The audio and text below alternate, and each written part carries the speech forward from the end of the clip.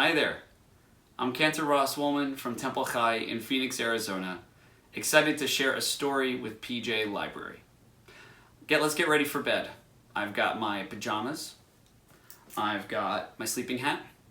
I've got a book. And I got my guitar. Let's get ready for bed. Today we're going to read The Tale of Meshka the Kvetch by Carol Chapman, pictures by Arnold Lobel. I love this story. My mom read it to me when I was a kid, and I'm excited to share it with you today. In the small village of Hamer lived Meshka, who was considered by all to be the village Kvetch. Now, Kvetch is a Yiddish word for complainer, and that's just what Meshka did. Complain. From morning till night, nothing was right. Look at her. She's so unhappy. When the baker would ask her how she was feeling, Meshka would say, "Oy vey, my back! It feels as if I've carried the wall of Jericho itself. And my feet, let me tell you, they're so swollen to the size of melons." Then the baker would shake his head from side to side. When the dressmaker would ask her how her children were, Meshka would say, "Oy vey, my son, he does nothing but read and sit around the house like a bump on a kosher pickle. And my daughter, she only visits me once a month. It's as if I don't exist the other 29 days. Then the dressmaker would shake her head from side to side. And when the rabbi would ask Meshka how her home was, Meshka would say, "Oy vey, if only it were a home. It's more like a box. Why my late husband couldn't have built a larger house, I'll never know." Then the rabbi would shake his head from side to side. And so it would go. No matter who was listening, Meshka had something to complain about. Now, on one particular morning, Meshka woke up and looked to the heavens and said, "If only I can have the strength to bear another miserable day." And as she spoke, her tongue itched. Not an ordinary itch, but a weird, tingly kind of itch. "What is this itch?" said Meshka, crossing her eyes and trying to look at her tongue. Can you try that? Cross your eyes and look at your tongue and say, "What is this itch? What is this itch?" It's pretty hard. She could see nothing unusual, so she went into the kitchen and prepared breakfast. When she called her son, he did not come. "Such a lazy boy," said Meshka, "like a bump on a kosher pickle." Meshka went to her son's room. He was nowhere to be seen, but there was on his bed a huge green pickle with one big bump. Meshka gasped at the sight. Then she searched the house for her son, but she could not find him. "Look at that! It's a kosher pickle with a bump." Where could he be in this little box of a house? Meshka wondered aloud. And at that, her house groaned and creaked and began to shrink. Soon it was so small that Meshka's head was poking out of the front door, and her legs were sticking out of the windows. Meshka was frantic, but she screamed and kicked until she wiggled free.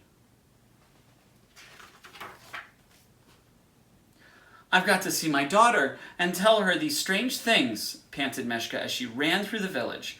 "If she remembers her mama," she added. When she reached her daughter's house, she knocked on the door. "Yes, what is it, old woman?" said her daughter, opening the door. "What is old woman?" asked Meshka. "I'm your mama." "You're not my mama," said her daughter, and she closed the door firmly. Meshka was dumbfounded. What is happening? she exclaimed, clutching at her heart. Isn't it enough that I am not well and my back aches as if I were carrying the wall of Jericho itself, that my feet are swollen like melons?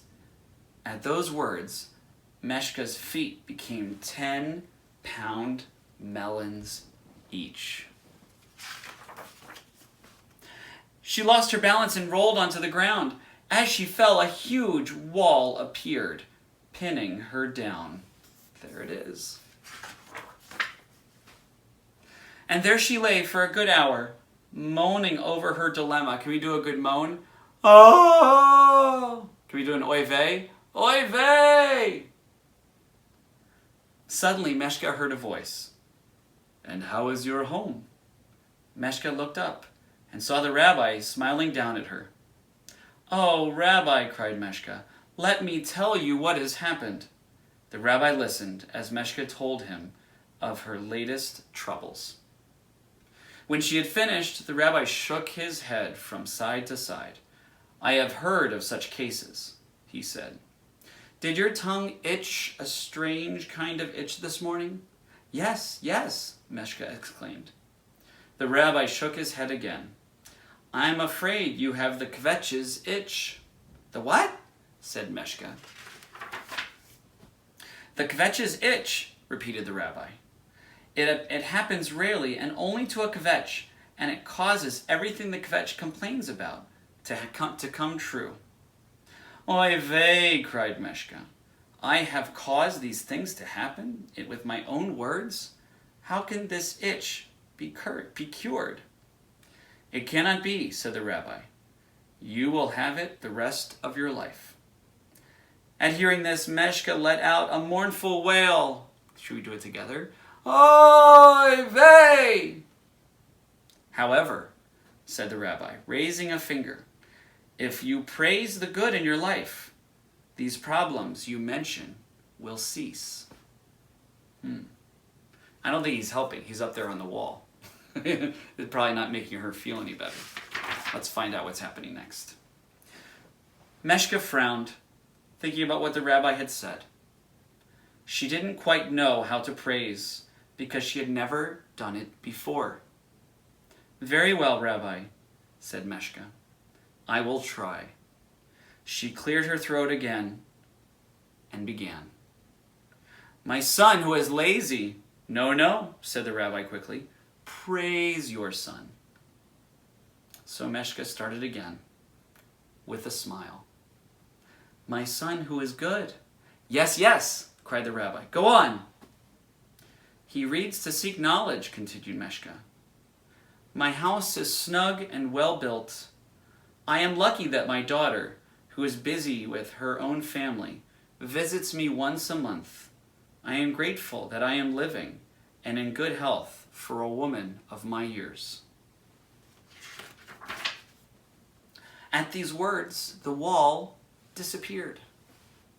Meshka's feet became feet again, and Meshka's daughter opened the door of her house. Mama, she said, I was just coming to visit you.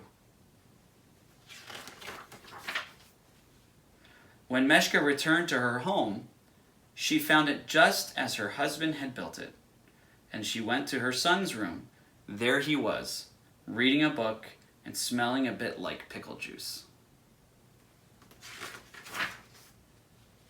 And from that day on, whenever Meshka would start to complain and say, Oy vey, she quickly said instead, things are good, and I am happy. And soon she was.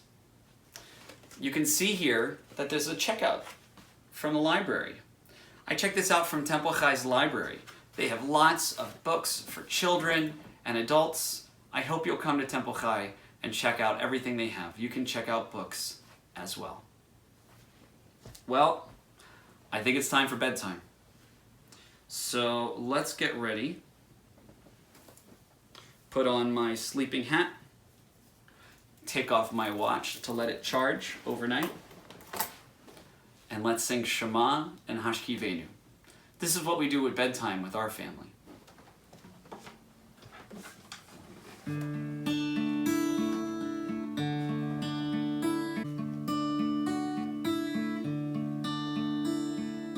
Shema Yisrael, Adonai Eloheinu, Adonai Echad.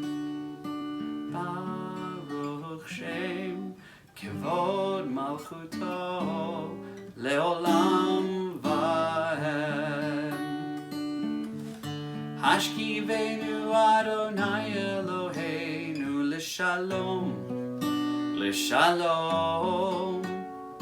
V'ha'amidenu Malkeinu L'Chaim. Ufros Aleinu Sukat Shlomecha, Ufros Aleinu Sukat Shlomecha. Amen.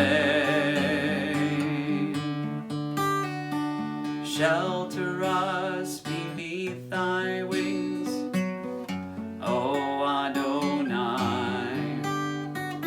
Guard us from all harmful things, O Adonai. Keep us safe throughout the night, till we wake with morning's light. Teach us, God, wrong from right. Amen. Amen. Amen.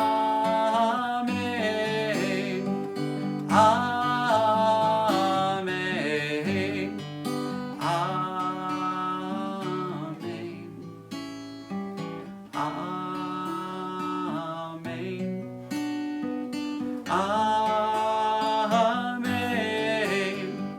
Amen. Amen. Amen. Well, it's been nice getting ready for bed, everybody, but it's time to get some sleep. Good night. See you in the morning.